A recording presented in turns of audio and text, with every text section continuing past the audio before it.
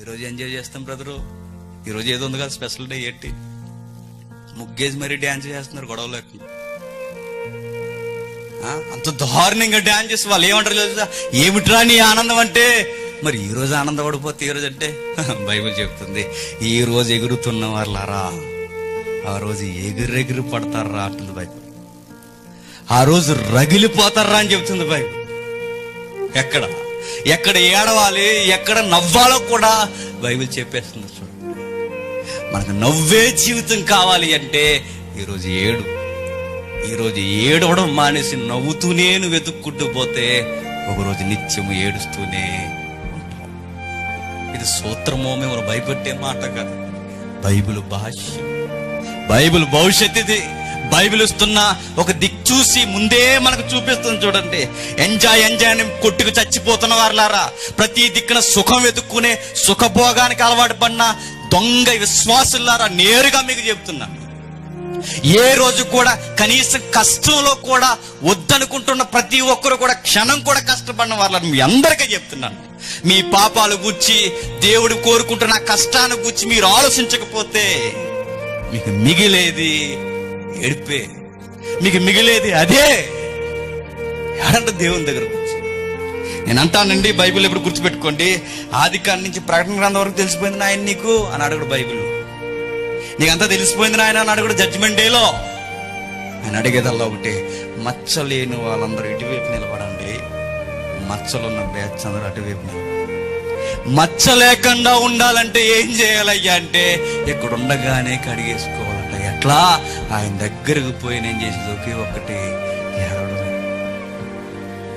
కడుగు శుద్ధ హృదయం దయచేయవయ్యా, నా జీవితాన్ని కడగవయ్యా, నా జీవితం బాగోలేదయ్యా, నీ ఎదుట కలంకము ముడతలతో నిండిపోయింది, నీ కుమారుని యొక్క రక్తంతో నన్ను కడిగే అనగాలిగా. ఇప్పుడు ఏడుస్తున్న వారు, తమ జీవితాల కొరకు పాపాల కొరకు ఆలోచిస్తున్న వారు ధన్యులవుతారు.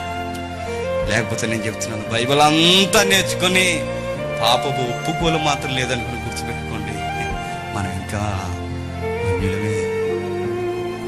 టెక్స్ట్ బుక్ నేర్చుకుంటాం అంతే, దానివల్ల ఉపయోగం ఏమీ లేదు. గుర్తుపెట్టుకోండి, నువ్వు 10th క్లాస్ టెక్స్ట్ బుక్ నేర్చుకున్నా, ఈ బుక్ నేర్చుకున్నా రెండొకటే.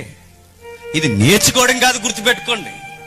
ప్రసంగాల మీద మోజు కాదు, వద్దన్న అంట్లా. ప్రసంగాలు చెయ్యండి, కానీ ప్రసంగానికి తగిన ప్రవర్తన కూడా ఉండాలి, ప్రసంగానికి తగినట్టుగా వ్యవహరించాలి. ఆ రెండు ఉండాలి మన జీవితంలో. మనతో వచ్చిన గొడవ ఏంటో చెప్పనా, అర్థమయ్యే తక్కువ, అపార్థాలు ఎక్కువ. ఏంటి మరి అది తిరుగుబడి? నేను అంటాను, ఇజ్రాయేల్ కన్నా మూర్ఖులమే ఏంటి మనకు అనిపిస్తుంటుంది అప్పుడు. అంత దారుణం అర్థం చేసుకుని కనీసం ఒప్పుకోలు కూడా, పాపపు ఒప్పుకోలు కూడా ఇప్పటి వరకు మనకు అర్థం కాలేదంటే, ఏడవడం గూర్చి కూడా ఇప్పుడు ఏదో పెద్ద కొత్త సబ్జెక్టులో మనం చెప్పుకుంటున్నామంటే ఇంకా ఒకడు అడుగుతున్నాడట, అన్న దొంగతనం చేయడం తప్ప అంటే, ఇది కూడా సబ్జెక్టే అని, వ్యభిచారం చేయడం తప్ప ఇది కూడా మళ్ళీ కొత్త సబ్జెక్టా? దీనికోసం కూడానా? వీటి కోసం కూడా ఇంకా మాట్లాడుకోవాలా? ఏడవని ఇంకా చెప్పాలా? పాపాలు ఒప్పుకోండి ఇంకా బతిమలాడాలా? ఏంటండి, ఎక్కడ పోతున్నామ్మా? అందుకని అంటున్నాను, జ్ఞానం కాదు, నిజమైన జ్ఞానం ఏంటంటే, ఏడంట్రా మీ కొరకు, పాపాల కొరకు ఏడవండి. నా జీవితం ఇలా ఉందని ఏడ్చేయండి ఆయన దగ్గరకు వచ్చి. ఏడ్చేవాడిని లోకం ఏమంటో తెలుసా, ఈడెవడండి ఆడదంలాగా ఏడుస్తున్నాడని. కానీ బైబిల్ ఏముందో తెలుసా, ఏడ్చేవాడిని మగాడం. చూస్తారా? లేను. మగసిరి గలవాడంటే, ఎక్కడ మగసిరి గలవాడు? కత్తి కాంతారాలో కత్తి తిప్పేవాడు కదా. మనకి ఇలాంటి తింగర డెఫినేషన్లు ఎక్కువైపోయినాయి సొసైటీలో. మగసిరి గలవాడంటే ఎదుటి వారి మీదకి కాలుతూ వెళ్ళిపోయేవాడు కదట. మగసిరి గలవాడంటే బాగా ఫైట్ చేసేవాడు కదట. మగసిరి గలవాడంటే ఎవరయ్యా అంటే, ఆయన పాదాలు పట్టుకుని ఏడ్చేసాడు. ఎవరా మగాడు? ఎవరా మగసిరి గల మగాడు? యాకోబు. ఆ రోజు ఆయన చేసింది ఫైట్ కదా అంటే, ఓషి అంటుంది ఆయన చేసిన ఫైట్ ఏంటో తెలుసా? ఏడవడమేనట. Please my lord, I'm sinner, నన్ను క్షమించు, నేను పాపిని, నా అన్నను మోసం చేశాను, నా తండ్రిని మోసం చేశాను, మోసం చేయదు అదే దీవెన అనుకున్నాను. దీవెన అది కదయ్యా, నువ్వు ఇచ్చేది దీవెన, నువ్వు నాకు ఇచ్చేది దీవెన. నీ దీవెన నాకు ఇవ్వకపోతే ఈరోజు నువ్వు వెళ్ళడానికి వీల్లేదని కాళ్ళు పట్టుకుని ఏడ్చేసాడట. ఎవరు అంటే ఆ రోజు జరిగిన ఫైట్ ఏంటి చెప్పండి? గోజాడడు. ఈ పదాన్ని కూడా అలకాలం చేశాం కదా. గుర్తుపెట్టుకోండి, పెద్దలు ఏది క్రిస్టియానిటీలోనికి ఊరకే తీసుకురాలేదు. అర్థం కాక మనకు పొగరెక్కువైపోయింది కానీ పెద్దలు ఏది ఊరకే రాలేదు. క్రిస్టియన్ ఏది ఊరకే రాదు.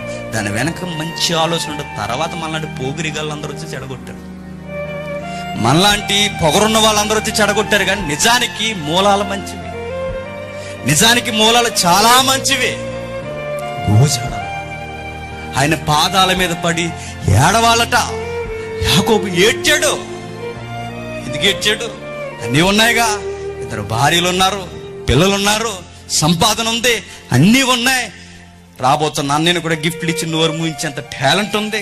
ఇన్ని ఉన్నాయి, ఎందుకు ఏడుస్తున్నాడంటే ఆ రోజు అర్థమైంది, ఎన్నుంటే ఏముంది ప్రభువా, ఏదో రోజు ఒంటరినేగా, ఈ నది ఒడ్డున ఒంటరిగా ఉండిపోయాను. నీ దీవెన లేకపోతే ఇంతమంది మనుషులు చుట్టూ ఉన్నా, ఇంతమంది దాసులు నా చుట్టూ ఉన్నా, ఇంత సంపాదన నా దగ్గర ఉన్నా, శత్రువులే నాకు మిత్రులు అవబోతున్నా, ఏ విధముగా చూసి నాకు అర్థమైపోయింది, నీ దీవెన లేకపోతే నేను బతకలేనయ్యా, నువ్వు నన్ను దీవిస్తే కానీ వెళ్ళడానికి వీలు లేదు. ఆ మాట ఎలా ఉందంటే, వెళితే దీవించెళ్ళు, లేతే నన్ను చంపేళ్ళు అన్నట్టు డిసైడ్ అయిపోయాడు. నన్ను దీవించాలి, నువ్వు ఖచ్చితంగా నన్ను దీవించాలి, నన్ను బ్లెస్ చేసి ఇక్కడి నుంచి వెళ్ళాలి. ఏడ్చేవాడిని బైబిల్ ఏమంటుందో చూడండి. ఏమని? ఏడ్చేవాడు మగసిరిగలడు. నేను ఇప్పుడు అంటున్నాను, ఎప్పటి వరకు మీ పాపాలు కూర్చి ఆయన దగ్గర ఏడని వాళ్ళందరూ దీనికి విరుద్ధ పదం చెప్పండి. ఒప్పుకోండి బాబు, బ్యాచ్ ఎవరు చెప్పండి? ఇప్పటి వరకు ఈ దుఃఖం లేని వారందరూ ఎవరు అని బైబిల్ అంటుంది. ఎవరట? అడంగితనం గలవారు. ఏడ్చేవాడు మగతనం గలవాడట. ఏడాలి. నలుగురు మంది ఏడమంటలా. ఆ దొంగ ఏడుపులొద్దు, 4 గోళ్ల మంచికి వెళ్ళి ఏడవడానికి కూడా ఏలకోలం చేయకండి. తర్వాత ఏడుపే మిగులుద్ది చెప్తున్నాను. తర్వాత ఏడుపే మిగులుద్ది. ఏడ్చేవారిని చూసి ఏలాకోలం చేసేవారికి చెప్తున్నా, మీకు మిగిలేది ఏడుపే, అదే మిగులుద్ది. ఏడవడం అంటే లోకం అనుకుంటున్నారా? వాడు ఎందుకు ఏడుస్తున్నావు హృదయం మనకు తెలుసా? వాడు ఎందుకు దుఃఖిస్తున్నాడు మనకు తెలుసా? వాడు ఎందుకు ప్రభు దగ్గర అలా ఏడుస్తున్నాడు మనకు తెలుసా? మన హృదయాలు ఎరిగిన ప్రభులుమా? ఏడ్చేవారికి లోకు నీకవచ్చేమో కానీ ఏడ్చేవారిని చూస్తే అయినా దగ్గరికి వచ్చేస్తారట. చూడండి ఒకసారి కీర్తన